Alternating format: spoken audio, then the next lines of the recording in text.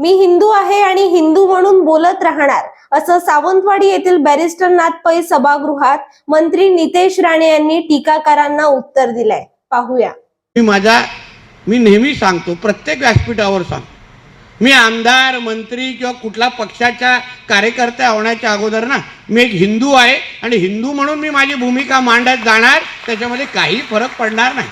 मग कितीही अंगावर आले, कितीही माझ्यावर टीका करत बसले, मला त्याचा काही जास्त फरक पडत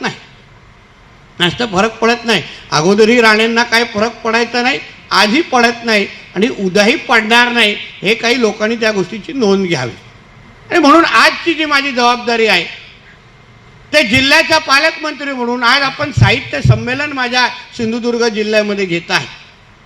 माझं मानसच आहे, माझी इच्छा आहे आणि मी आपल्याला विश्वास देतो की येणाऱ्या वर्षामध्ये आपल्या ह्या जिल्ह्याच्या साहित्यिकांना किंवा साहित्याला ज्या पद्धतीने जतन करण्यासाठी जी यंत्रणा लागेल, जेवढी काही निधी लागेल, जे काही प्रयत्न करायला लागतील ते मी निश्चित पद्धतीने करीन. हा विश्वास तुम्हाला मी आजच्या निमित्ताने देतो. पण आपण सगळे ज्येष्ठ लोक आहात. मी प्रदीपजी असेल, अन्य लोकांना मी विनंती करेन की आपण काही सूचना मला आवर्जून द्या, सातत्याने माझ्या संपर्कात राहा. नाहीतर तुम्हाला भेटण्यासाठी मला साहित्य संमेलन आयोजित करायला लागत असेल तर आपल्या आणि तुमच्यामध्ये काही ना काहीतरी कम्युनिकेशन गॅप आहे.